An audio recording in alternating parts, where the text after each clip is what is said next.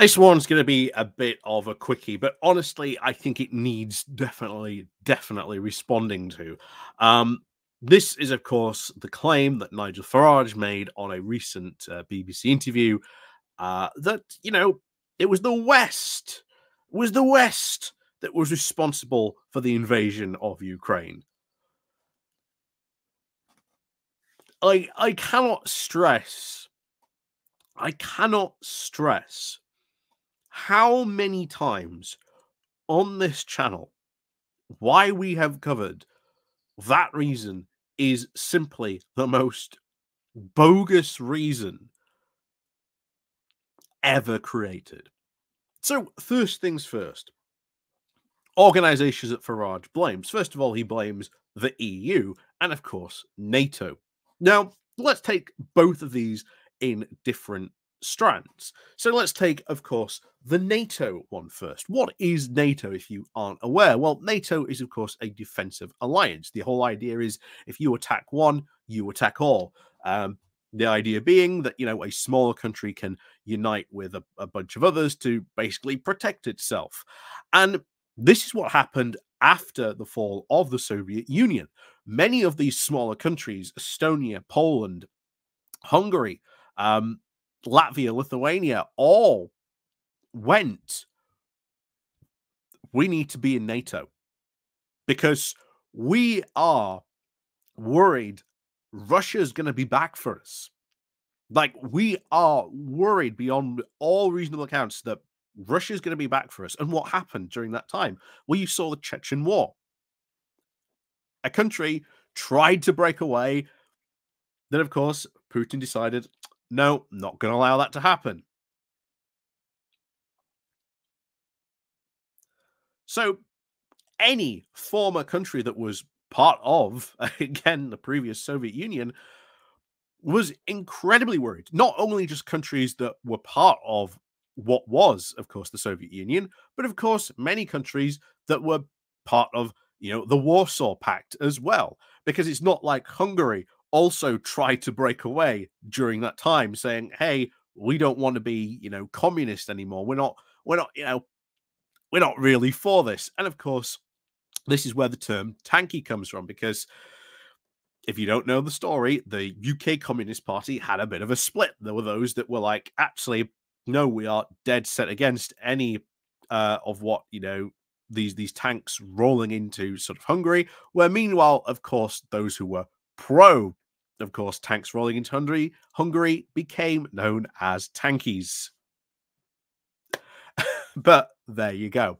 So all these countries joining NATO were never forced. They were never forced into this. They joined NATO because they were terrified that one day Russia might come calling again and then might be forced into this. And many of them have very, very bad fears and recollections, shall we say, even still in living memory of what happened and what it was like living under the Soviet Union, what the Russians did to many of these countries. So make no mistake, those countries joining NATO has been entirely justified, because if the Baltic states were not in NATO, you can guarantee that Putin would be in there. We've already seen just recently him moving the buoys along a river, along, I think it was the Latvia-Estonian river that's there, moving the buoys, trying to, gain a bit of territory.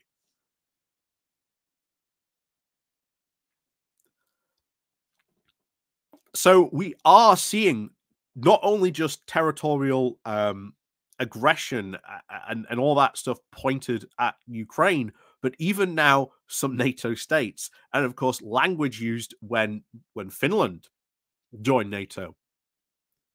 Finland for the longest time had been, right, we are going to be neutral, but if you attack us, well, then we're joining NATO. And that was their stance. That was their whole thing. We are going to be neutral unless you attack us.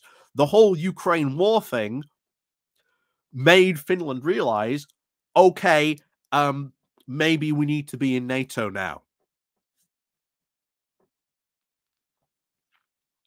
So that's the NATO angle. None of these countries were forced into joining NATO. They all joined out of fear of a future Russian aggression, all of which they have been entirely justified. Then, of course, Farage goes on the old blame the EU because, you know, somewhere it's whatever o'clock, or should we say blame EU o'clock in Farage town.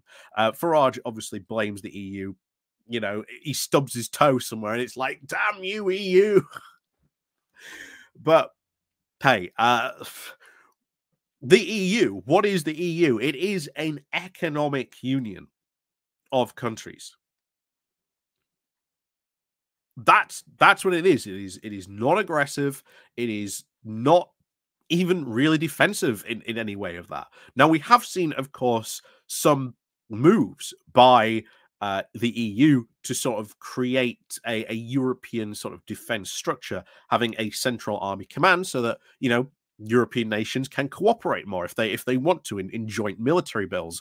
We've seen sort of a unification of European military building and supplies networks. But none of it has been overwhelmingly aggressive in the same way you could sort of say sort of NATO was, where, of course, if you are a NATO country, well, then NATO troops come into your can be stationed in your country. That's part of the whole alliance thing. You know, there are currently, you know, British troops in the Baltic states at the moment. But even again, it's hardly aggressive because they're not taking an aggressive stance. They are there in case there is an invasion so that they can act if they need to.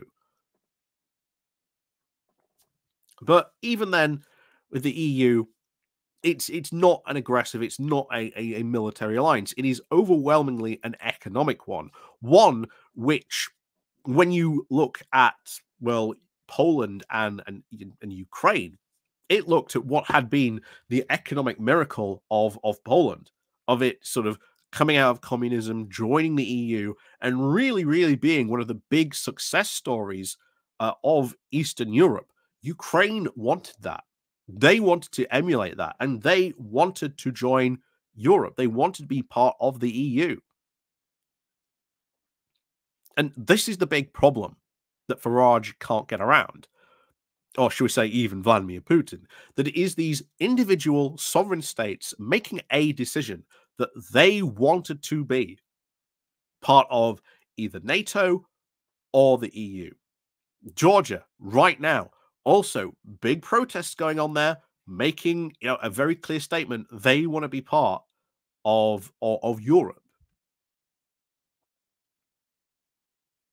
I worry they might be next on, shall we say, Putin's hit list, because it was a very similar thing that Ukraine was asking for that triggered the invasion, certainly here in Ukraine. Not only that, but if you want ridiculous reasons as to why you shouldn't blame the West when you go this, Putin wrote an over 7,000 word essay, of which he only mentions NATO in like 1 or 2 paragraphs and doesn't use that for the main justification. If anything, he is using Ukraine basically to try and reabsorb it into Russia. That really, I think, when you look at it strategically, is what he would absolutely love to do, but he knows he can't do that. So he knows he has to do it piecemeal. And that is why he is trying to take these parts of Ukraine piece by piece by piece.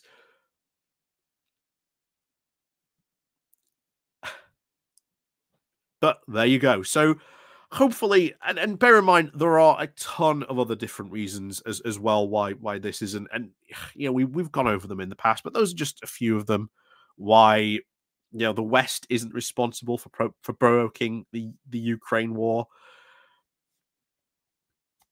This is just nonsense spouted by Farage because, well, he kind of likes Putin. So, as always, thank you very much for watching, and of course, as always, we'll see you all next time.